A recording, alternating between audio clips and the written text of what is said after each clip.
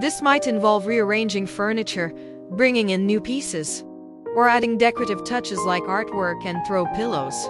Step 2. Bring in furniture and decor. Once the plan is in place, it's time to bring in the furniture and decor. A professional home stager will have access to a wide range of furnishings and accessories, from sofas and chairs to lamps and rugs. They'll carefully select pieces that complement the style of the property and create a cohesive look throughout the space. Step 3. Add personal touch. To make the property feel like a home sweet home, it's important to add personal touches. This might include items like fresh flowers, family photos, and decorative objects that reflect the personality of the property. A professional home stager will have an eye for detail and know just how to add those finishing touches that make a space feel warm and inviting.